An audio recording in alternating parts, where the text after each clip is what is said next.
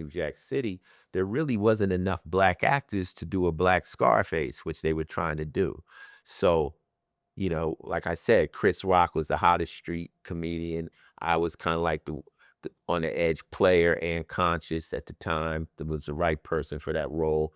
Wesley, Judd Nelson. Yeah. It was all a bunch of New Jacks. Now we can do Black Panther. Yeah. There's so many black actors, but that was the birth of a lot of people being in mainstream movies and stuff. So New Jack City was really, then came Boys in the Hood, then came Menace to Society. But those were the early movies that put us in Hollywood, so to speak.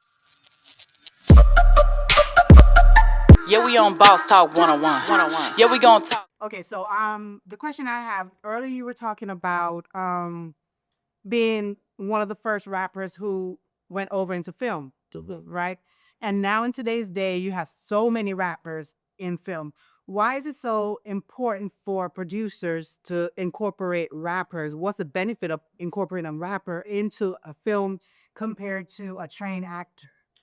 A lot of rappers come with a fan base. Yeah. So you're trying to get people in the seats. So the reason I got the chance to do New Jack City wasn't because I was an actor, it's because I had sold a couple million records.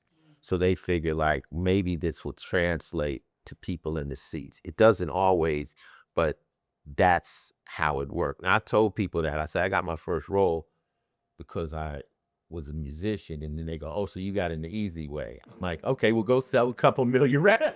You think that's the easy way, but that's why I got the chance. Also, when I did New Jack City, there really wasn't enough black actors to do a black Scarface, which they were trying to do. So, like I said, Chris Rock was the hottest street comedian. I was kind of like the on the edge player and conscious at the time. That was the right person for that role.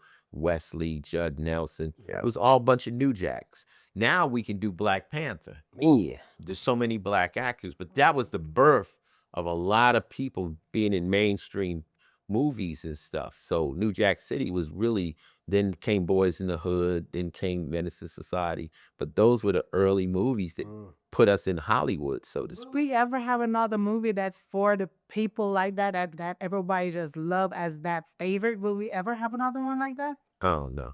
I really don't know. I was just fortunate enough to be involved in one. I think the thing with New Jack, it was timing. It was a moment in history where they caught that crack era where it was happening all over the world. It had the music, we had Troop, we had God. Yeah. It was just a culmination of so many things that was real. Keith Sweat. Keith Sweat, everything that we were all living at the time, New Yep. Jack City was. It went east and west, and it was, it was a story of a guy that was, wanted to be a big boss. And the introduction of crack, when G Money said, well, there's this new thing, Yeah. so they really wrote a hell of a movie. And at the end when Wesley goes out, yo, it wasn't me, it was that guy. Yeah, that was crazy. It was just a well-written movie. And no, I don't, people say, how could you remake the movie? Because it was a period movie. Right. You can't remake it today.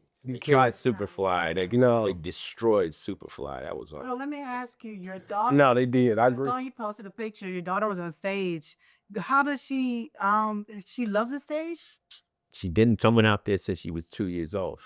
See, when Coco was having a baby, well, before we had the baby, Coco didn't want to have a baby. Then at 35, she got the bug. She's like, you guys got a clock. Cause she's like, I decided I want a baby. She says she wants a baby because she says, I don't want to get old and not have nobody. You know what I'm saying? I'll probably be gone. God bless her. But she wanted a child. I mean, you women, there's a reason. Oh, it happened to me too, Ice. So don't think it's strange. Hey, I didn't care. I had a grown daughter and a grown son. I told Coco, I said, I could make a baby through a brick wall. Just give me the green light. See, like the baby. We going I in. got no problem. What you want, twins? I can dial that shit in. I do this. I do this. Yeah, I bust that motherfucker. She had been on the pill for like 15 years, and they told her it was going to take 2 years. It took 2 months. Hey. I'm Yeah. napalm bums. Man. So anyway, but I told her, she was concerned, like, my life, I won't be able to live with you because 15 years we have been together. And she was like, we haven't I want to roll with you. You know how y'all roll together? Yeah, we have roll. ourselves. I said, let me tell you, kids will adapt to whatever you just Mm-hmm. stick them under your arm and go. Mm-hmm. And so Chanel, we're on tour. Chanel was there. So at 2, Coco was able to just let her go, and she would run onto the stage and stuff. And I'd say, my daughter's here. And they came up with this gag where I say, who's the youngest person in the audience? And then I say, well, I think I got the youngest person. Then Chanel will come out. So slowly she started to get lines and stuff. So now she introduces talk shit, get shot. Man. Where I say, I taught my daughter, if anybody bullies you in school, I say, talk shit. She goes, get shot. And she dances with her brother on stage, and then I let her come out at the end of the stage. Now she drops the mic. Yeah. I see. She loves touring, and she's not in the crowds. I mean, we played in front of 250,000 people. Yeah. And she's just used to it. Man, that's strong, man. Will she get into entertainment and want to go out here and start performing herself? No, she What modeled. Beyonce did with. Yeah, she's modeled a little bit, she got a little this, but I mean, the thing of it is that this shit is so slippery and so, Man. I wouldn't push anybody toward this. This is really acting as a dream. Like, I know hundreds and hundreds of people, and I'm the only one that was able to pull it off. Man. So No. it's not. And the thing about this is you can be hot today and gone tomorrow. It's not. If you're a lawyer, you're always going to be a lawyer. If you're a dentist, you're always Always going to be a dentist. You don't fall off from being a dentist. This shit is like a slippery slope. So that's why people are fascinated with me. They're like, damn, 30 fucking years, you've been able to stay in the game. Yeah. But if you heard my first answer, it's humility. It's knowing how easy I could fall off. We got to come up with that new TV show. Yeah. You got to keep thinking. You got to have something else. I can go, no, I'm good. No. I'm good.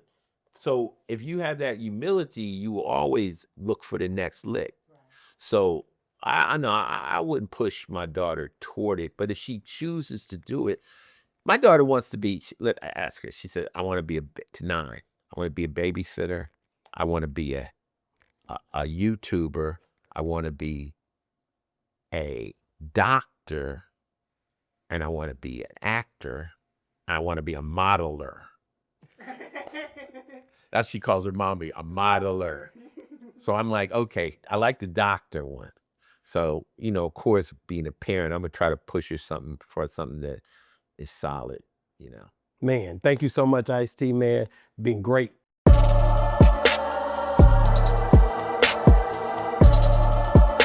I love you, man. Okay. You the GOAT. This the guy.